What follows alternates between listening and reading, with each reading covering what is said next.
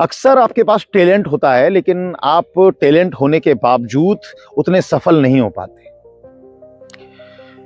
एक क्रिकेट के कोच थे रमाकांत आचरेकर, महान कोच। उनके 3 शिष्य, मतलब 3 चेले टीम इंडिया के लिए खेले, जिसमें से एक द ग्रेट सचिन तेंदुलकर, दूसरे विनोद कांबली, तीसरे प्रवीण आमरे। मतलब एक वक्त था कि तीनों टीम इंडिया में थे। आप सोचिए 11 खिलाड़ी खेलते हैं, 3 इंडिया में खेल रहे थे, जिसमें से मैं 2 की चर्चा करना चाहूंगा, एक विनोद कांबली और एक सचिन तेंदुलकर। जब ये दोनों टीम इंडिया में आए थे तब कहा जाता था कि विनोद कांबली ज्यादा टैलेंटेड है सचिन के मुकाबले, और विनोद कांबली ने टीम इंडिया में आते ही बड़ा तहलका भी मचाया। सचिन से पहले वनडे में सेंचुरी लगाई, सचिन से पहले टेस्ट मैच में डबल सेंचुरी लगाई, लेकिन बाद में विनोद कांबली फेल हो गए और सचिन तेंदुलकर हर मैच के बाद और बेहतर होते गए और देश ही नहीं पूरी दुनिया में अपने नाम का डंका बजाते रहे। उनको क्रिकेट का भगवान कहा जाने लगा।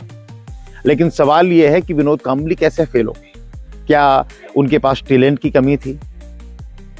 टैलेंट की कोई कमी नहीं थी। कमी थी तो सिर्फ कंसिस्टेंसी की, कमी थी फोकस की। क्योंकि जहां सचिन तेंदुलकर सिर्फ क्रिकेट पर फोकस रखा, वहीं विनोद कांबली ने क्रिकेट में कामयाबी मिलने के बाद क्रिकेट से फोकस हटाकर के दुनिया की चकाचौंध पर अपना फोकस रखा।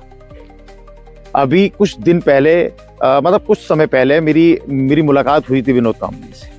मैंने उनके कुछ यादगार पारियों का जिक्र किया तो वो थोड़े से रुआंसू से हो गए। अक्सर जो व्यक्ति जीवन में मौजूदा दौर में सफल नहीं रह पाता तो वह अपने बीते हुए कल को देखता है और उसको लेकर के भावुक हो जाता है।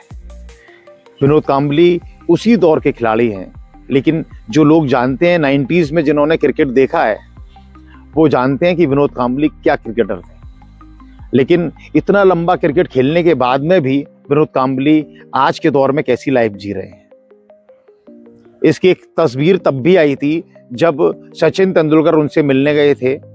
जब उनके कोच रमाकांत आचरेकर का एक प्रोग्राम था, उस प्रोग्राम में सचिन तेंदुलकर विनोद कांबली से मिलने गए तो विनोद कांबली भावुक हो गए।